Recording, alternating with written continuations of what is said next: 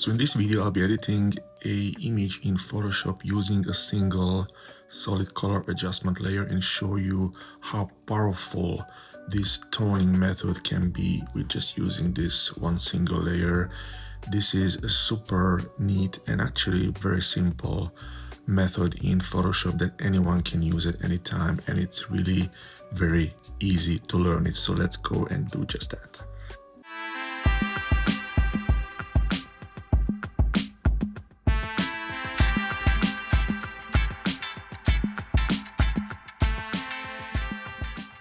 Hi there, welcome back to Half-Life, where breaking rules is the only rule.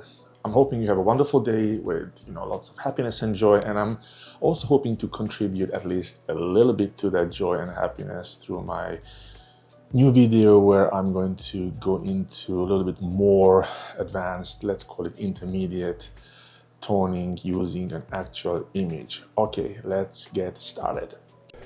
So let's start by adding a new adjustment layer of solid color. I don't want green. Let's do something more meaningful. Let's do something warm, like I don't know, orange. Let's go with orange. You can't really go wrong, and it doesn't even have to be realistic for that matter, because if you are creating some maybe abstraction or adding some abstraction, you could, for that matter, you could use pink or green or whatever. But let's try to add some warmth here. Okay, so I'm going to click OK. But now, obviously, because this is the top layer and the blending mode is normal, it's just covering it. Okay. So if you do like the content of this video, then please consider subscribing and hitting the like button. Thank you so much for your kind support. Now let's try something. Let's go with darken. Look what happened. The highlight areas are orange, while the dark areas, the blacks, are basically almost untouched, or the blackest one is basically untouched. Now, of course, one thing I can do is just play with the opacity here, right? And it already helps a great deal.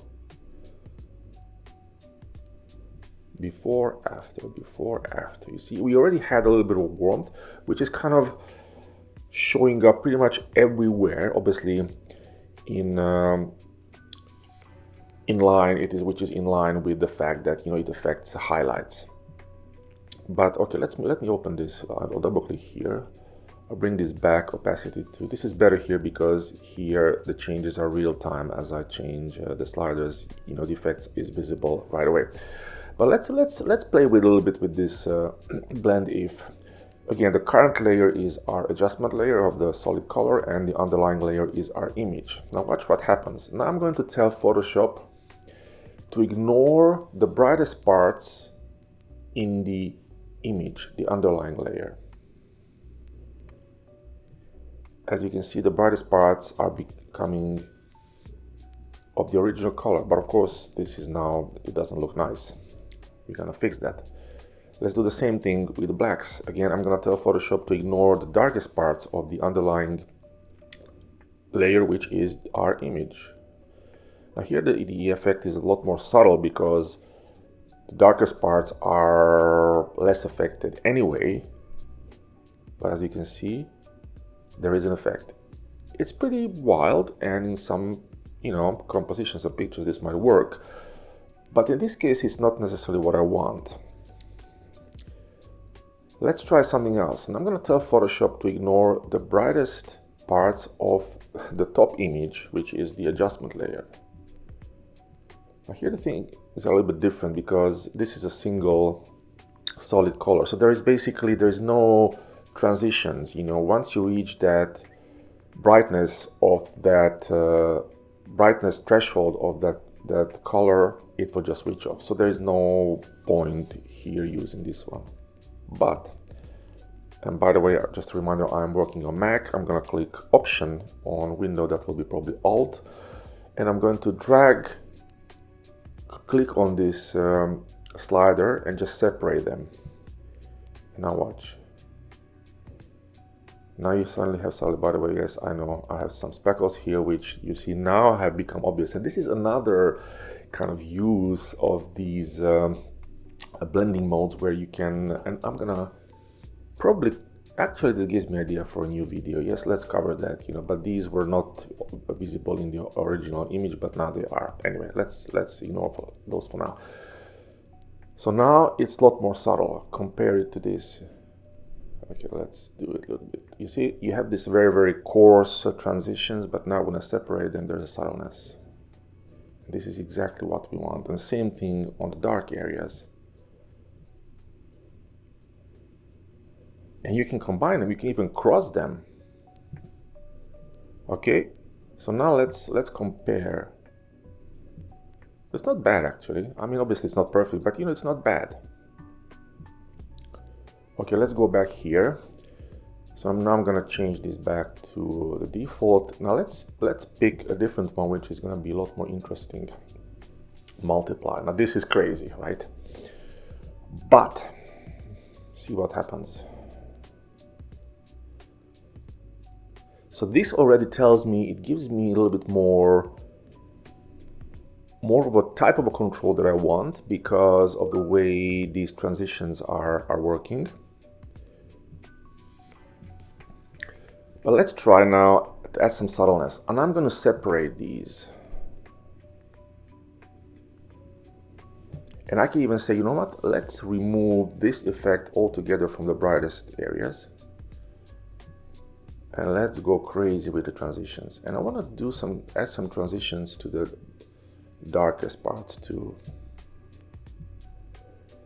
Before, after. Very subtle. And you see the whole tonality of the image has completely changed. And this is the whole point of this. Again, no need to know necessarily how this works. It doesn't hurt, but the point is, when you play with these sliders, you will learn, okay, what they do. Okay, let's bring these back to, and in this video, by the way, I mean, I don't want to make it too lengthy, so I won't be covering obviously all the blending modes, but again, I just wanted to kind of take this to a whole new level where we explore these effects on an actual picture and just give you ideas, directions, or basically inspire you, how to proceed. Sorry, what? No, TV doesn't have a camera in it, no. I'm sorry. And it doesn't have a lens in it either. What? I'm busy here. Jeez. I'm sorry. Oh, toning, yeah. Okay, now let's try something else. Let's try now the soft light. Soft light is basically a more subtle version of overlay. You see, it's just a little bit softer, less overwhelming. Now let's do this. And again, as always, what I'm gonna do is just to kind of gauge the behavior. Let's just move the entire slider and just to see how it will affect the image when I move this brightness slider, Okay, let's do the same thing with the darks. I kind of like this one better. Let's start with this one. I'm gonna separate the two. Again, I'm clicking option. Boy, it's not bad at all. Look, it's already having the image is just warm and it's not too overwhelming. But what I think, there's just a little bit too much of it in the brightest areas. Just let's see if I just move the slider all together down. You see now it's too hard, the edge here. Now let's separate these sliders and add some subtlety. It's a bit too much. Maybe just a notch down. Oh wow, look at this. Before, after. And now I can even throw the opacity into the mix. Look, basically, maybe it's better if you go from the bottom, like 16 maybe. Let's try something with a 40%. Before, after. You see, the tonality is very, very, very different. Okay.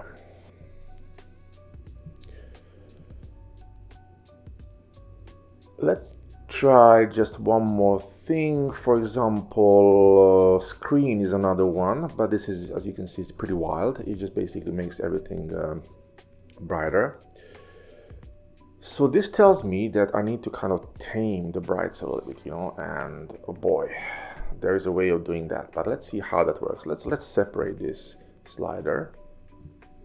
And okay, it's kind of fine, but also now I see I need to tame the darks too. Let's see how that will work. You see, this is what I'm talking about. Wow. Okay, now let's separate the sliders. Sorry, one more time. And maybe just I'm now excluding the darkest part, you know, because the effect will start here at the value of 17 instead of 0, which is the 100% dark. And I'm going to just slightly above. Let's go with, I don't know, 15. Okay. And I want to do the same for the brightest, because now the brightest parts are included. Let's bring it down to 240, which is 15. Okay. Before, after. It's an interesting combination, but I kind of like it. Anyway, I hope this was helpful. Please subscribe to my channel if you like it. That would mean a lot to me and you would be supporting my work. Please like this video, share it, and add your comments below. I would really like to hear your thoughts about toning. How much do you use toning? What is your favorite type of toning? Was this useful? Am I too crazy?